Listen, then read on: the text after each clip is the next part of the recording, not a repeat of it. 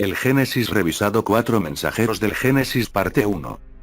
En 1986, la humanidad fue obsequiada con un evento único en la vida. La aparición de un mensajero del pasado, un mensajero del Génesis. Su nombre era el cometa Jay. Uno de los muchos cometas y otros objetos pequeños que deambulan por los cielos, el cometa Jay es único en muchos aspectos. Entre ellos está el hecho de que sus apariciones registradas se remontan a hace milenios, así como el hecho de que la ciencia moderna pudo, en 1986, realizar por primera vez un examen exhaustivo y detallado de un cometa y su núcleo. El primer hecho subraya la excelencia de la astronomía antigua. Por el segundo, se obtuvieron datos que una vez más corroboraron el conocimiento antiguo y los relatos del Génesis. La cadena de desarrollos científicos que llevó a Edmund Halley, quien se convirtió en astrónomo real británico en 1720, a determinar, durante los años 1695-1705, que el cometa que observó en 1682 y que llegó a llevar su nombre era periódico, el mismo que había sido observado en 1531 y 1607, implicó la promulgación de las leyes de la gravitación y el movimiento celeste por parte de Sir Isaac Newton y la consulta de Newton con Halley sobre sus hallazgos. Hasta entonces, la teoría con respecto a los cometas era que cruzaban los cielos en línea recta, apareciendo en un extremo del cielo y desapareciendo en la otra dirección, para nunca más ser vistos.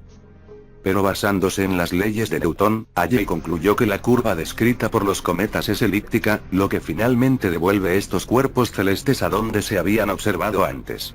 Los tres cometas de 1531, 1607 y 1682 eran inusuales en el sentido de que todos estaban orbitando en la dirección incorrecta, en el sentido de las agujas del reloj en lugar de en el sentido contrario a las agujas del reloj. Tenían desviaciones similares del plano orbital general de los planetas alrededor del Sol, inclinados entre 17 y 18 grados, y eran similares en apariencia.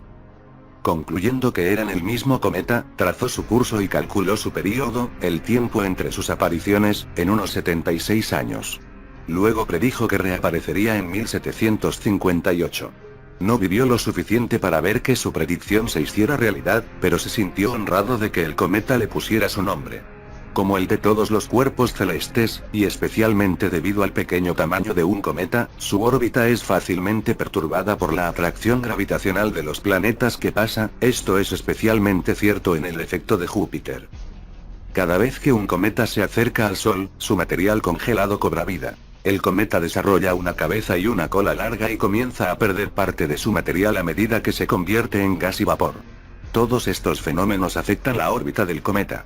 Por lo tanto, aunque mediciones más precisas han reducido un poco el rango orbital del cometa Halley de los 74 a los 79 años que él había calculado, el período de 76 años es solo un promedio práctico. La órbita real y su período deben recalcularse cada vez que el cometa hace acto de presencia.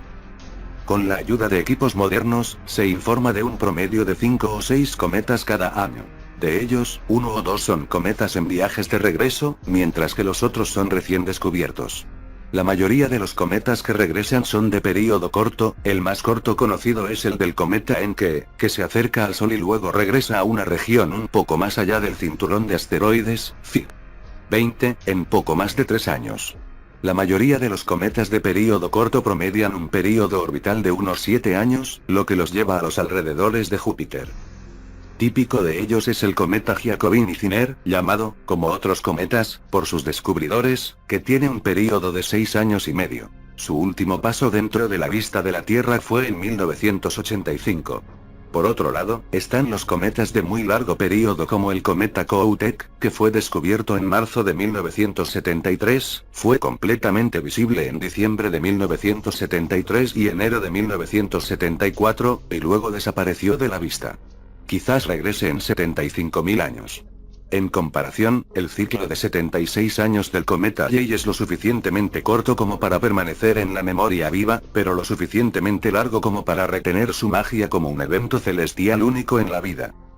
Cuando el cometa Halley apareció en su penúltimo paso alrededor del Sol, en 1910, su curso y aspectos estaban bien trazados de antemano, Phi 21. Sin embargo, el gran cometa de 1910, como se le llamó entonces, fue esperado con gran aprensión. Se temía que la Tierra o la vida en ella no sobrevivieran al pasaje anticipado porque la Tierra estaría envuelta en la cola del cometa de gases venenosos. También hubo alarma ante la perspectiva de que, como se creía en épocas anteriores, la aparición del cometa sería un mal presagio de pestilencia, guerras y muerte de reyes. Cuando el cometa alcanzó su mayor magnitud y brillo en mayo de 1910, su cola se extendía sobre más de la mitad de la bóveda del cielo. Fig. 22, el rey Eduardo VII de Gran Bretaña murió. En el continente europeo, una serie de trastornos políticos culminó con el estallido de la Primera Guerra Mundial en 1914. La creencia, o superstición, de asociar el cometa Halley con guerras y trastornos fue alimentada por mucho de lo que estaba saliendo a la luz sobre eventos que coincidieron con sus apariciones anteriores. La revuelta de los indios Seminole contra los colonos blancos de Florida en 1835, el gran terremoto de Lisboa de 1755, el estallido de la Guerra de los 30 años en 1618, el sitio turco de Belgrado en 1456, el estallido de la peste negra, peste bubónica, en 1347, todos fueron acompañados o precedidos por la aparición de un gran cometa, que finalmente fue reconocido como el cometa Halley, estableciendo así su papel como mensajero de la ira de Dios. El Génesis revisado capítulo 4 Mensajeros del Génesis parte 2. Ya sea por orden divina o no, la coincidencia de la aparición del cometa junto con los principales eventos históricos parece aumentar cuanto más retrocedemos en el tiempo. Una de las apariciones más celebradas de un cometa, definitivamente Halley, es la de 1066, durante la batalla de Hastings en la que los sajones, bajo el rey Harold, fueron derrotados por Guillermo el Conquistador. El cometa fue representado, Fig. 23, en el famoso tapiz de Bayeux, que se cree que fue encargado por la reina Matilde, esposa de Guillermo el Conquistador, para ilustrar su victoria. La inscripción junto a la cola del cometa, Isti Mirante Stella, significa están asombrados por la estrella y se refiere a la representación del rey Harold tambaleándose en su trono. Los astrónomos consideran que el año 66 DC fue uno en el que apareció el cometa Halley. Basan su conclusión en al menos dos observaciones chinas contemporáneas.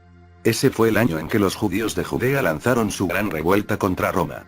El historiador judío Josefo, Guerras de los Judíos, libro sexto, culpó de la caída de Jerusalén y la destrucción de su templo sagrado a la mala interpretación de los judíos de los signos celestiales que precedieron a la revuelta. Una estrella que se asemeja a una espada que se erige sobre el ciudad, un cometa que continuó todo un año. Hasta hace poco, el registro más antiguo de la observación de un cometa se encontraba en las tablas cronológicas chinas de Shiki para el año 467 AC, en las que la entrada pertinente dice: durante el 10º año de Chinli Kung se vio una estrella escoba. Algunos creen que una inscripción griega se refiere al mismo cometa en ese año. Los astrónomos modernos no están seguros de que la entrada Shiki del 467 AC se refiera al cometa Halley. Tienen más confianza con respecto a una entrada de Shiki para el año 240 AC, Fig. 24. En abril de 1985, Fr. Stephenson, KKC Yao y H. Unger informaron en Nature que un nuevo examen de las tablillas astronómicas babilónicas que habían estado en el sótano del Museo Británico desde su descubrimiento en Mesopotamia hace más de un siglo, muestra que las tablillas registró la aparición de cuerpos celestes extraordinarios, probablemente cometas, dijeron, en los años 164 AC y 87 AC. La periodicidad de 77 años sugirió a estos estudiosos que los inusuales cuerpos celestes eran el cometa Halley. El año 164 AC, como ninguno de los eruditos que se han preocupado por el cometa Halley se ha dado cuenta, fue de gran importancia en la historia judía y del cercano Oriente. Fue el mismo año en que los judíos de Judea, bajo el liderazgo de los macabeos, se rebelaron contra la dominación greco-siria, recuperaron Jerusalén y purificaron el templo profanado. La ceremonia de rededicación del templo se celebra hasta el día de hoy por los judíos como la fiesta de Hanukkah, rededicación. La tableta de 164 AC, Fig. 25, numerados WA, 41.462 en el Museo Británico, está claramente fechado en el año correspondiente en el reino de la Seleucida, griego-sirio, rey Antíoco Epífanes, el malvado rey Antíoco de los libros de Macabeos. Se informa que el inusual objeto celeste, que los tres eruditos creen que era el cometa Halley, se vio en el mes babilónico de Kislimu, que es el mes judío de Kislevi, de hecho, en el que se celebra Hanukkah.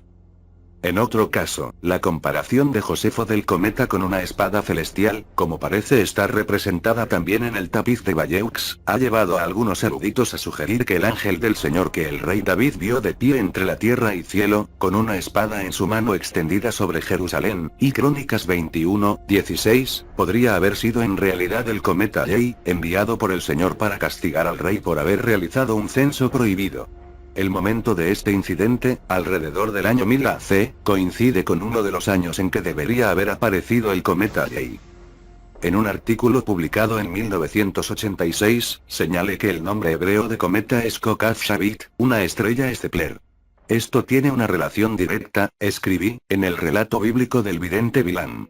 Cuando los israelitas terminaron sus vagabundeos por el desierto después del éxodo y comenzaron la conquista de Canaán, el rey moabita convocó a Bilam para que maldijera a los israelitas. Pero Bilam, al darse cuenta de que el avance israelita fue ordenado divinamente, los bendijo. Lo hizo, explicó, Números 24:17, porque se le mostró una visión celestial. Lo veo, aunque no ahora. Lo veo, aunque no está cerca. Una estrella de Jacob se movió, se levantó un cetro de Israel.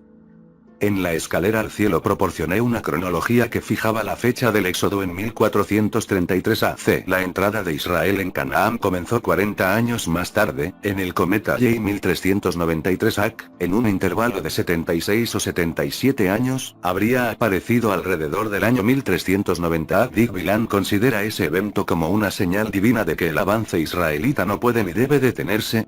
Sí, en tiempos bíblicos, el cometa que llamamos Halley fue considerado la estrella del cetro de Israel, podría explicar por qué las revueltas judías de 164 AC y 66 DC se programaron para coincidir con las apariciones del cometa. Es significativo que a pesar de la aplastante derrota de la revuelta de Judea por parte de los romanos en el año 66 DC, los judíos volvieron a tomar las armas unos 70 años después en un esfuerzo heroico por liberar a Jerusalén y reconstruir el templo. El líder de esa revuelta, Shimeón Bar Kosiba, fue rebautizado por los líderes religiosos Bar Kokhba, hijo de la estrella, específicamente debido a los versículos arriba citados en Números 24.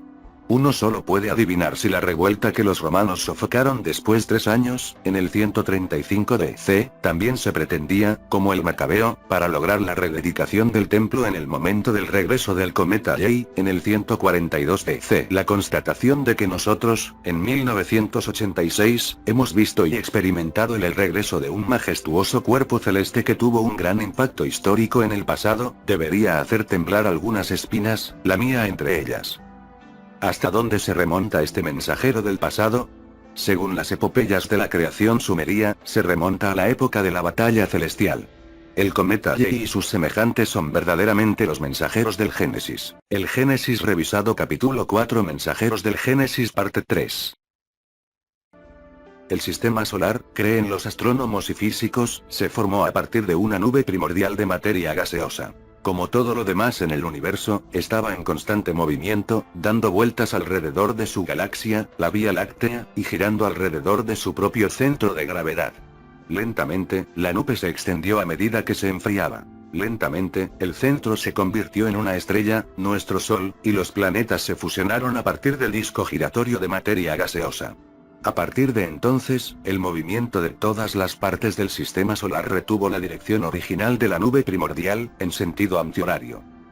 Los planetas orbitan alrededor del Sol en la misma dirección que la nebulosa original. También lo hacen sus satélites o lunas. También deberían hacerlo los escombros que no se fusionaron o que resultaron de la desintegración de cuerpos como cometas y asteroides. Todo debe seguir en sentido antihorario. Todo también debe permanecer dentro del plano del disco original, que se llama eclíptica. Nibiru/Marduk no se conformó con todo eso. Su órbita, como se revisó anteriormente, era retrógrada, en la dirección opuesta, en el sentido de las agujas del reloj. Su efecto sobre Plutón, que según los textos sumerios era Gaga y fue desplazado por Nibiru a su órbita actual, que no está dentro de la eclíptica pero inclinada 17 grados hacia ella, sugiere que Nibiru sí mismo siguió un camino inclinado. Las instrucciones sumerias para su observación, ampliamente discutidas en el 12º planeta, indican que, en relación con la eclíptica, llegó desde el sureste, desde debajo de la eclíptica. Formó un arco sobre la eclíptica.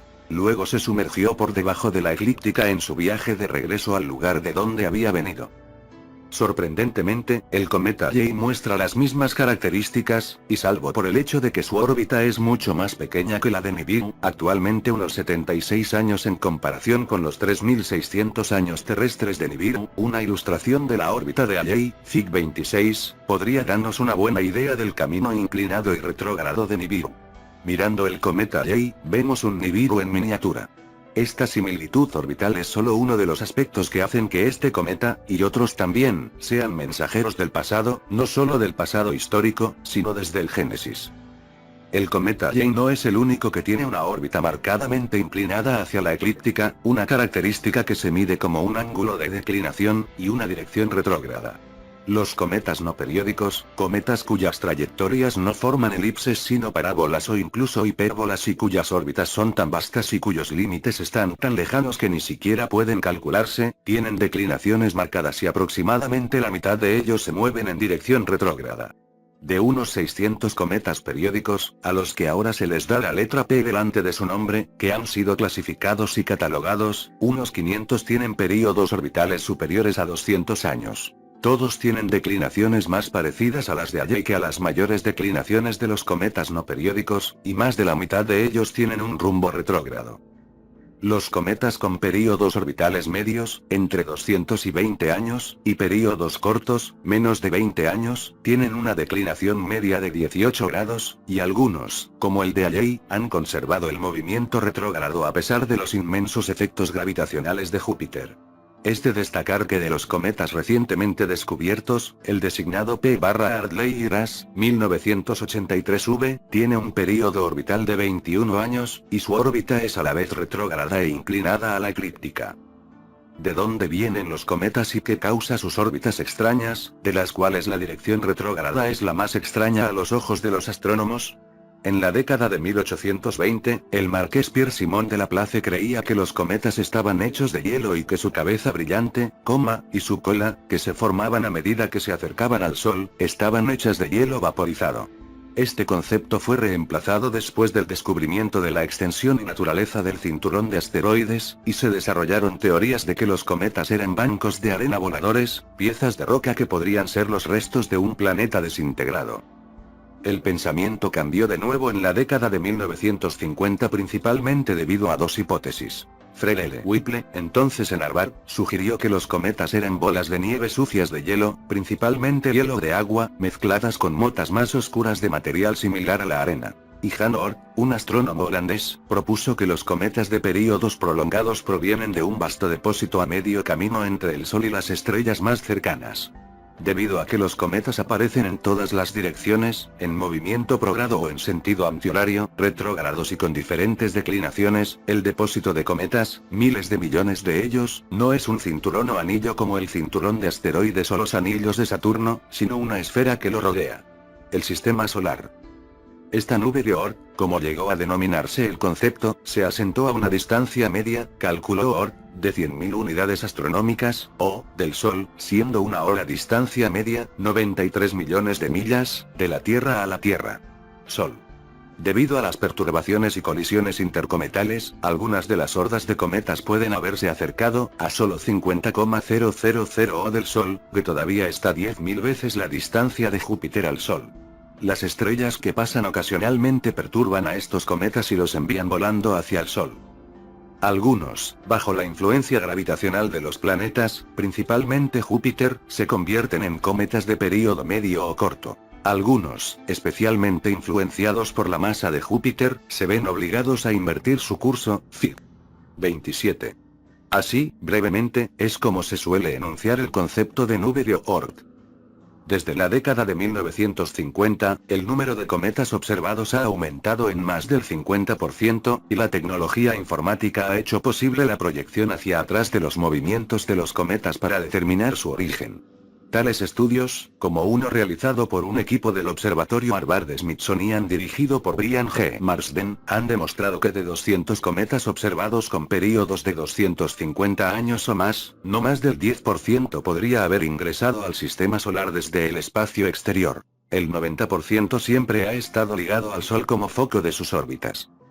Los estudios de las velocidades de los cometas han demostrado, en palabras de Fred L. Whipple en su libro, El misterio de los cometas, que si realmente estamos viendo cometas que vienen del vacío, deberíamos esperar que vuelen mucho más rápido que solo 0,8 kilómetros por segundo, lo cual no es así. Su conclusión es que, con pocas excepciones, los cometas pertenecen a la familia del Sol y están adheridos gravitacionalmente. Durante los últimos años, los astrónomos han cuestionado la simple visión de la nube de Oort, afirmó Andrew Teokas de la Universidad de Boston en el New Scientist, 11 de febrero de 1988. Los astrónomos todavía creen que la nube de Oort existe, pero los nuevos resultados exigen que reconsideren su tamaño y incluso reabrieron las preguntas sobre el origen de la nube de Oort y si contiene nuevos cometas que han venido del espacio interestelar. Como idea alternativa, Teokas menciona la de Mark Bailey de la Universidad de Manchester, quien sugirió que la mayoría de los cometas residen relativamente cerca del Sol, un poco más allá de las órbitas de los planetas. Uno puede preguntarse, ¿dónde está la morada distante de Nibiru/Marduk, su afelio? El aspecto interesante de la reconsideración de la noción de la nube de Oort y los nuevos datos que sugieren que los cometas, en general, siempre han sido parte del sistema solar y no solo los forasteros ocasionalmente se lanzan a él, es que el propio Jan Oort lo había dicho. El Génesis revisado capítulo 4 Mensajeros del Génesis parte 4. La existencia de una nube de cometas en el espacio interestelar fue su solución al problema de las órbitas de los cometas parabólicas e hiperbólicas, no la teoría que había desarrollado. En el estudio que lo hizo famoso a él y a la nube de Oort, la estructura de la nube de cometas que rodea el sistema solar y una hipótesis sobre su origen, Boletín de las Instituciones Astronómicas de los Países Bajos Vol. 11, 13 de enero de 1950. La nueva teoría de Oort fue llamada por él una hipótesis de un origen común de cometas y planetas menores, es decir, asteroides. Los cometas están ahí fuera, sugirió, no porque nacieron ahí, sino porque fueron empujados hacia ahí. Eran fragmentos de objetos más grandes, difundidos por las perturbaciones de los planetas y especialmente por Júpiter, al igual que más recientemente la nave espacial Pioneer fue hecha para volar al espacio por los efectos de tirachinas de la gravitación de Júpiter y Saturno. El proceso principal ahora, escribió Oort, es el inverso, el de una transferencia lenta de cometas desde una gran nube a órbitas de período corto. Pero en la época en que se formaron los planetas menores, asteroides. La tendencia debe haber sido la opuesta, muchos más objetos se transfirieron desde la región del asteroide a la nube del cometa. Parece mucho más probable que en lugar de haberse originado en regiones lejanas, los cometas nacieran entre los planetas. Es natural pensar en primer lugar en una relación con los planetas menores, asteroides. Hay indicios de que las dos clases de objetos cometas y asteroides pertenecen a la misma especie. Parece razonable suponer que los cometas se originaron junto con los planetas menores. Resumiendo su estudio, Oort lo expresó de esta manera. La existencia de la enorme nube de cometas encuentra una explicación natural si los cometas, y meteoritos, se consideran planetas menores que escaparon, en una etapa temprana del sistema planetario, del anillo de asteroides. Todo comienza a sonar como el Enuma Elish. Situar el origen de los cometas dentro del cinturón de asteroides y considerar tanto a los cometas como a los asteroides como pertenecientes a la misma especie de objetos celestes, objetos de un nacimiento común, todavía deja abiertas las preguntas. ¿Cómo se crearon estos objetos? ¿Qué les dio a luz? ¿Qué difundió los cometas? ¿Qué dio a los cometas sus inclinaciones y movimientos retrógrados? En 1978, Thomas C. Van Flandern, del Observatorio Naval de los Estados Unidos, Washington, D.C., Icarus, 36, hizo público un importante y franco estudio sobre el tema. Tituló el estudio, Un antiguo planeta asteroide como el origen de los cometas, y se suscribió abiertamente a las sugerencias del siglo XIX de que los asteroides y los cometas proceden de un antiguo planeta que había explotado. Es de destacar que en las referencias a la obra de Oort, Van Flandern destacó su verdadera esencia.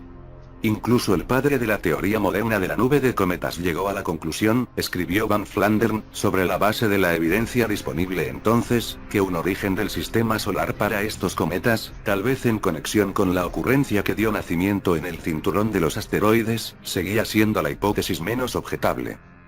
También se refirió a los estudios, iniciados en 1972, por Michael W. Ovenden, un destacado astrónomo canadiense que introdujo el concepto de un principio de acción de mínima interacción, cuyo corolario fue la sugerencia de que había existido, entre Marte y Júpiter, un planeta con una masa de aproximadamente 90 veces la de la Tierra, y ese planeta había desaparecido en un pasado relativamente reciente, hace unos 107,10,000 años.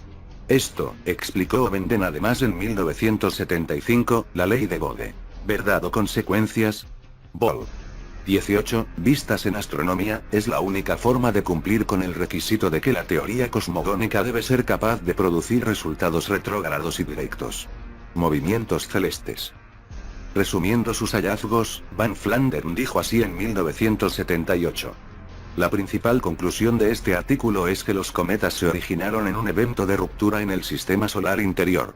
Con toda probabilidad, fue el mismo evento que dio origen al cinturón de asteroides y que produjo la mayoría de los meteoros visibles en la actualidad. Dijo que era menos seguro que el mismo evento de ruptura pudiera haber dado a luz también a los satélites de Marte y los satélites exteriores de Júpiter, y estimó que el evento de ruptura ocurrió hace 5 millones de años. Sin embargo, no tenía ninguna duda de que el evento de ruptura tuvo lugar en el cinturón de asteroides. Las propiedades físicas, químicas y dinámicas de los cuerpos celestes resultantes, afirmó enfáticamente, indican que un gran planeta se desintegró donde se encuentra hoy el cinturón de asteroides. Pero, ¿qué causó la desintegración de este gran planeta? La pregunta más frecuente sobre este escenario, escribió Van Flandern, es ¿cómo puede explotar un planeta? En la actualidad, admitió, no hay una respuesta satisfactoria a esta pregunta. Ninguna respuesta satisfactoria, es decir, excepto la sumería. La historia de Tiamat y Nibiru/Marduk, la batalla celestial, la ruptura de la mitad de Tiamat, la aniquilación de sus lunas, a excepción de Kingu, y el forzamiento de sus restos a una órbita retrógrada. Una crítica clave de la teoría del planeta destruido ha sido el problema del paradero de la materia del planeta. Cuando los astrónomos estiman la masa total de los asteroides y cometas conocidos, esto suma solo una fracción de la masa estimada del planeta descompuesto. Esto es especialmente cierto si en los cálculos se utiliza la estimación de Ovenden de un planeta con una masa 90 veces mayor que la de la Tierra. La respuesta de Ovenden a tales críticas ha sido que la masa perdida probablemente fue barrida por Júpiter. Sus propios cálculos, notas mensuales de la Royal Astronomical Society, 173, 1975, pedían un aumento de la masa de Júpiter hasta en 130 masas terrestres como resultado de la captura de asteroides, incluidas las varias lunas retrógradas de Júpiter. Para tener en cuenta la discrepancia entre la masa, 90 veces la de la Tierra, del planeta dividido y la acumulación de 130 masas del tamaño de la Tierra en Júpiter, Ovenden citó otros estudios que concluyeron que la masa de Júpiter había disminuido en algún momento del pasado. En lugar de inflar primero el tamaño de Júpiter y luego reducirlo, un mejor escenario sería reducir el tamaño estimado del planeta destruido. Eso es lo que han propuesto los textos sumerios. Si la Tierra es la mitad restante de Tiamat, entonces Tiamat tenía aproximadamente el doble del tamaño de la Tierra, no 90 veces. El Génesis revisado capítulo 4 Mensajeros del Génesis parte 5. Los estudios del cinturón de asteroides revelan no solo la captura por parte de Júpiter, sino una dispersión de los asteroides desde su supuesto sitio original en aproximadamente 2,8 o hasta una zona tan amplia que ocupa el espacio entre 1,8 o y 4 o. Algunos asteroides se encuentran entre Júpiter y Saturno. Uno descubierto recientemente, 2060 Chirón, se encuentra entre Saturno y Urano a 13,6 UA. El aplastamiento del planeta destruido debe haber sido, por lo tanto, extremadamente contundente, como en una colisión catastrófica. Además de los vacíos entre los grupos de asteroides, los astrónomos distinguen lagunas dentro de los cúmulos de asteroides, Fig. 28. Las últimas teorías sostienen que hubo asteroides en los huecos, pero fueron expulsados, hasta el espacio exterior, excepto aquellos que pudieron haber sido capturados en el camino por las fuerzas gravitacionales de los planetas exteriores. Además, los asteroides que solían estar en los huecos probablemente fueron destruidos por colisiones catastróficas. Enciclopedia de Astronomía McGraw-Hill, 1983. En ausencia de explicaciones válidas para tales eyecciones y colisiones catastróficas, la única teoría plausible es la ofrecida por los textos sumerios, que describen la órbita de Nibiru/Marduk como un vasto camino elíptico que lo trae periódicamente, cada 3600 años terrestres, por mis cálculos, de vuelta al cinturón de asteroides. Como se muestra en las figuras 10 y 11, la conclusión extraída de los textos antiguos fue que Nibiru/Marduk pasó junto a Tiamat en su lado exterior, o Júpiter. Los retornos repetidos a esa zona celeste pueden explicar el tamaño de la brecha allí. Es el retorno periódico de Nibiru/Marduk lo que provoca la expulsión y el barrido. Al reconocer la existencia de Nibiru y su regreso periódico al lugar de la batalla, el rompecabezas de la materia perdida encuentra una solución. También aborda las teorías que sitúan las acumulaciones de masa de Júpiter en un momento relativamente reciente, hace millones, no miles de millones, de años. Dependiendo de dónde estaba Júpiter en los momentos del perihelio de Nibiru, las acumulaciones podrían haber ocurrido durante varios pasajes de Nibiru y no necesariamente como un evento único en el momento de la desintegración catastrófica de Tiamat. De hecho, los estudios espectrográficos de los asteroides revelan que algunos de ellos fueron calentados durante los primeros cientos de millones de años después del origen del sistema solar por un calor tan intenso que los fundió. El hierro se hundió hasta sus centros, formando fuertes núcleos de hierro pétreo, mientras que las lavas basálticas flotaron hacia su superficie, produciendo planetas menores como ve esta enciclopedia de astronomía de McGraw-Hill. El tiempo recomendado de la catástrofe es el tiempo indicado en el planeta 12, unos 500 millones de años después de la formación del sistema solar. Los recientes avances científicos en astronomía y astrofísica van más allá de corroborar la cosmogonía sumeria en lo que respecta a la colisión celeste como el origen común de los cometas y los asteroides, el lugar de esa colisión, donde aún orbitan los restos del cinturón de asteroides, o incluso el momento del evento catastrófico, hace unos 4.000 millones de años. También corroboran los textos antiguos en la materia vital del agua. La presencia de agua, la mezcla de aguas, la separación de las aguas, todo de alguna manera jugó un papel importante en la historia de Tiamat, Nibiru/Marduk y la batalla celestial y sus secuelas. Parte del rompecabezas ya fue resuelto cuando mostramos que la antigua noción del cinturón de asteroides como un divisor de las aguas arriba y el agua abajo está corroborada por la ciencia moderna. Pero había más en esta preocupación por el agua. Tiamat fue descrita como un monstruo acuático, y los textos mesopotámicos hablan del manejo de sus aguas por Nibiru/Marduk. La mitad de ella se estiró como un techo para ser esquí, como Bar en el Place of Crossing, lo colocó para vigilar. No permitir que sus aguas escapen fue su orden. El concepto de un cinturón de asteroides no solo como un divisor entre las aguas de los planetas por encima y por debajo de él, sino también como un guardián de las propias aguas de Tiamat se hace eco en los versículos bíblicos del Génesis, donde se da la explicación de que el martillado, Autrazalete también se llamaba Shamaim, el lugar donde estaban las aguas. Las referencias a las aguas donde tuvo lugar la batalla celestial y la creación de la tierra y los Shamaim son frecuentes en el Antiguo Testamento, lo que indica una familiaridad milenaria con la cosmogonía sumeria incluso en la época de los profetas y los reyes de Judea. Un ejemplo se encuentra en el Salmo 104, que describe al Creador como, el Señor que ha extendido el Shamaim como una cortina, quien en las aguas para sus ascensiones puso un techo. Estos versos son casi una copia palabra por palabra de los versos de Enuma Elish. En ambos casos, la colocación del cinturón de asteroides donde estaban las aguas siguió a los actos anteriores de la división de Tiamat y el viento del invasor empujó la mitad que se convirtió en la Tierra en una nueva órbita. Las aguas de la Tierra explicarían el paradero de algunas o la mayoría de las aguas de Tiamat. Pero, ¿qué pasa con los restos de su otra parte y de sus satélites? Si los asteroides y cometas son esos restos, ¿no deberían contener también agua? Lo que habría sido una sugerencia absurda cuando estos objetos se consideraban trozos de escombros y bancos de arena voladores, ha resultado, como resultado de descubrimientos recientes, no ser tan absurdo. Los asteroides son objetos celestes en los que el agua, sí, el agua, es un componente importante. La mayoría de los asteroides pertenecen a dos clases. Alrededor del 15% pertenecen al tipo S, que tienen superficies rojizas compuestas por silicatos y hierro metálico. Aproximadamente el 15% son del tipo C. Son carbonáceas, que contiene carbono, y son estos los que se ha encontrado que contienen agua. El agua descubierta en tales asteroides, a través de estudios espectrográficos, no está en forma líquida. Dado que los asteroides no tienen atmósferas, el agua en su superficie se disiparía rápidamente. Pero la presencia de moléculas de agua en los materiales de la superficie indica que los minerales que componen el asteroide han capturado agua y se han combinado con ella. La confirmación directa de este hallazgo se observó en agosto de 1982, cuando un pequeño asteroide que se acercó demasiado a la Tierra se hundió en la atmósfera terrestre y se desintegró. Fue visto como un arco iris con una cola larga que cruza el cielo. Un arco iris aparece cuando la luz del sol cae sobre una colección de gotas de agua, como lluvia, niebla o rocío. El Génesis revisado capítulo 4 Mensajeros del Génesis parte 6. Cuando el asteroide se parece más a lo que su nombre implicaba originalmente, planeta menor, el agua real en forma líquida bien podría estar presente.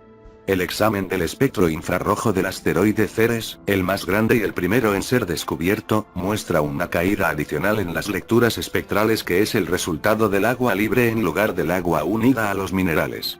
Dado que el agua libre incluso en Ceres se evaporará rápidamente, los astrónomos suponen que Ceres debe tener una fuente constante de agua brotando de su interior.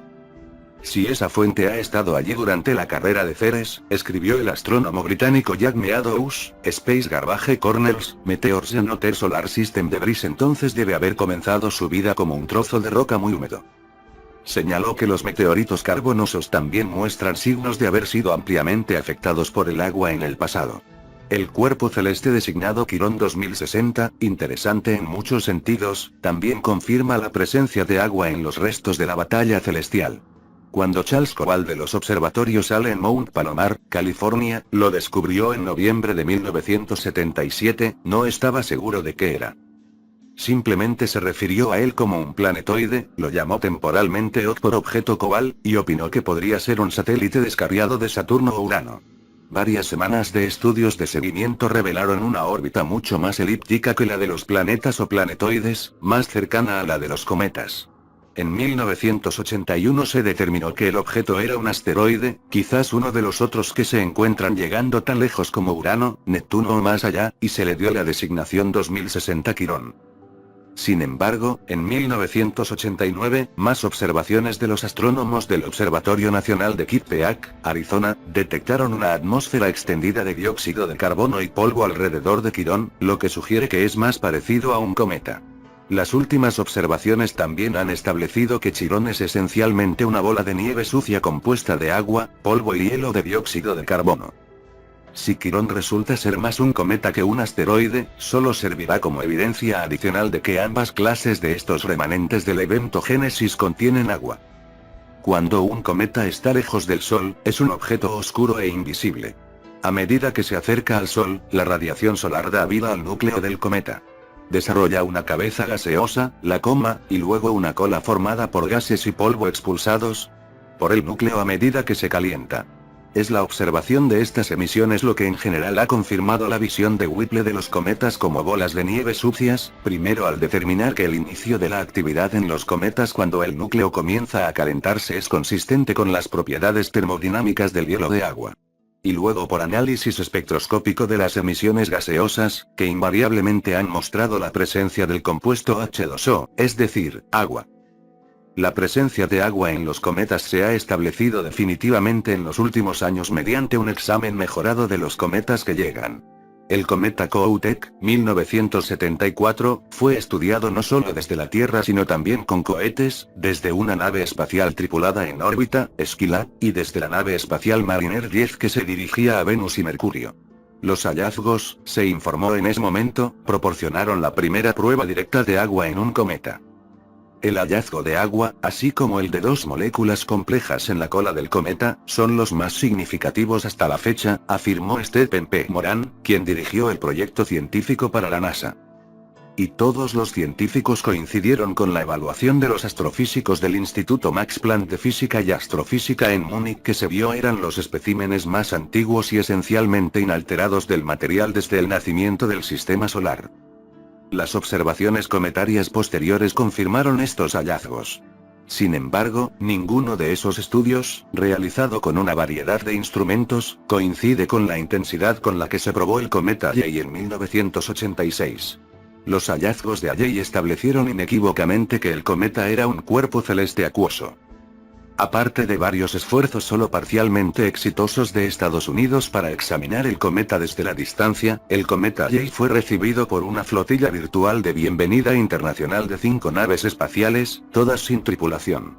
Los soviéticos se dirigieron a un encuentro del cometa Halley Vega 1 y Vega 2, FIB 29A, los japoneses enviaron las naves espaciales Akigake y Suisei, y la Agencia Espacial Europea lanzó Giotto, FIB 29B, llamado así en honor al maestro pintor florentino Giotto di Bondone, siglo XIV, que quedó tan encantado con el cometa Halley cuando apareció en su época que lo incluyó, atravesando el cielo, en su famoso fresco Adoración de los Magos.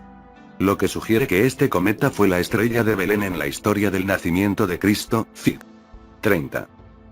Cuando comenzaron las observaciones intensivas cuando el cometa Halley desarrolló su coma y cola en noviembre de 1985, los astrónomos del observatorio Kitt-Peak que seguían al cometa con telescopios informaron que estaba seguro, que el componente dominante del cometa es el hielo de agua, y que gran parte de la tenue nube de 360.000 millas de ancho que lo rodea consistía en vapor de agua. Una declaración de Susan Wyckoff de la Universidad Estatal de Arizona afirmó que esta fue la primera evidencia sólida de que prevalecía el hielo de agua. Estas observaciones telescópicas se ampliaron en enero de 1986 mediante observaciones infrarrojas desde aviones a gran altitud, tras lo cual un equipo formado por científicos de la NASA y astrónomos de varias universidades estadounidenses anunció una confirmación directa de que el agua era un componente importante del cometa Halley. El Génesis revisado capítulo 4 Mensajeros del Génesis parte 7. En enero de 1986, el cometa Halley había desarrollado una cola inmensa y un halo de gas hidrógeno que medía 20 millones de kilómetros de ancho, 15 veces más grande que el diámetro del Sol. Fue entonces cuando los ingenieros de la NASA ordenaron a la nave espacial Pioneer Venus, que estaba en órbita alrededor de Venus, que dirigiera sus instrumentos hacia el cometa que se acercaba. En su perihelio, Halley pasó entre Venus y Mercurio. El espectrómetro de la nave espacial, que ve los átomos de su sujeto, reveló que el cometa estaba perdiendo 12 toneladas de agua por segundo. A medida que se acercaba al perihelio el 6 de marzo de 1986, Ian Stewart, director del proyecto Halley de la NASA en el Centro de Investigación Ames, informó que la tasa de pérdida de agua aumentó enormemente, primero a 30 toneladas por segundo y luego a 70 toneladas por segundo. Sin embargo, aseguró a la prensa que incluso a este ritmo, el cometa Halley tenía suficiente agua helada para durar miles de órbitas más. Los encuentros cercanos con el cometa Halley comenzaron el 6 de marzo de 1986, cuando Vega 1 atravesó la radiante atmósfera de Halley y, desde una distancia de menos de 6.000 millas, envió las primeras imágenes de su núcleo helado. La prensa notó diligentemente que lo que la humanidad estaba viendo era el núcleo de un cuerpo celeste que había evolucionado cuando comenzó el sistema solar. El 9 de marzo, Vega 2 voló a 5,200 millas del núcleo de Halley y confirmó los hallazgos de Vega 1. La nave espacial también reveló que el polvo del cometa contenía trozos de materia sólida, del tamaño de una roca, y que esta corteza o capa más pesada envolvía un núcleo donde la temperatura, casi a 90 millones de millas del Sol, era de 85 grados Fahrenheit. Las dos naves espaciales japonesas, diseñadas para estudiar el efecto del viento solar en la cola del cometa y la enorme nube de hidrógeno del cometa, tenían como objetivo pasar a distancias sustanciales de Halley. Pero la misión de Giotto era encontrarse con el cometa virtualmente de frente, descendiendo en picado a una inmensa velocidad de encuentro a 300 ácaros del núcleo del cometa. El 14 de marzo, hora europea, Giotto pasó velozmente por el corazón del cometa Halley y reveló un núcleo misterioso, su color más negro que el carbón, su tamaño más grande de lo que se pensaba, aproximadamente la mitad del tamaño de la isla de Manhattan. La forma del núcleo era rugosa e irregular, Fig. 31, algunos lo describen como dos guisantes en una vaina y otros como una patata de forma irregular. Desde el núcleo, 5 chorros principales emitían corrientes de polvo y 80% de vapor de agua, lo que indica que dentro de la corteza carbonosa el cometa contenía hielo derretido, agua líquida. La primera revisión exhaustiva de los resultados de todas estas observaciones de cerca se publicó en el suplemento especial de Nature del 15 al 21 de mayo de 1986. En la serie de informes muy detallados, el equipo soviético confirmó los primeros hallazgos de que el agua, H2O, es el componente principal del cometa, seguido por los compuestos de carbono e hidrógeno. El informe de Giotto declaró repetidamente que el H2O es la molécula madre dominante en el coma de Halley y que el vapor de agua representa aproximadamente el 80% del volumen de gases que escapan del cometa. Estas conclusiones preliminares se reafirmaron en octubre de 1986, en una conferencia internacional en Heidelberg, Alemania Occidental. Y en diciembre de 1986, científicos de la Universidad Johns Hopkins anunciaron que la evaluación de los datos recopilados en marzo de 1986 por el pequeño satélite en órbita terrestre UE, International Ultraviolet Explorer, reveló una explosión en el cometa Halley que arrojó 100 pies cúbicos de hielo del núcleo del cometa. Había agua por todas partes en estos mensajeros del Génesis. Los estudios han demostrado que los cometas que vienen del frío cobran vida cuando alcanzan una distancia de entre 3 y 2,5, y que el agua es la primera sustancia que se descongela allí. Se le ha dado poca importancia al hecho de que esta distancia del Sol es la zona del cinturón de asteroides, y uno debe preguntarse si es allí donde los cometas cobran vida porque es donde nacieron, si el agua cobra vida allí porque allí es donde había estado, en Tiamat y su anfitrión acuoso. En los descubrimientos sobre los cometas y los asteroides, algo más cobró vida: el antiguo conocimiento de Sumer. Celestial ver ojos. Cuando la misión Tierra de los Anunnaki alcanzó su dotación completa, había 600 de ellos en la Tierra, mientras que 300 permanecieron en órbita, dando servicio a la nave del transbordador. El término sumerio para este último era Iji.ji, literalmente aquellos que observan y ven. Los arqueólogos han encontrado en Mesopotamia muchos objetos que llaman ídolos oculares A, así como santuarios dedicados a estos dioses B. Los textos se refieren a dispositivos utilizados por los Anunnaki para escanear la Tierra de un extremo a otro. Estos textos y representaciones implican el uso por parte de los Anunnaki de la órbita de la Tierra, los ojos que ven celestiales, satélites que observan y ven. Quizás no sea una coincidencia que algunos de los satélites de exploración de la Tierra, y especialmente los satélites de comunicaciones de posición fija lanzados en nuestros tiempos modernos, como Intelsat y Intelsat IV A, C, D, se parezcan tanto a estos milenios, representaciones antiguas.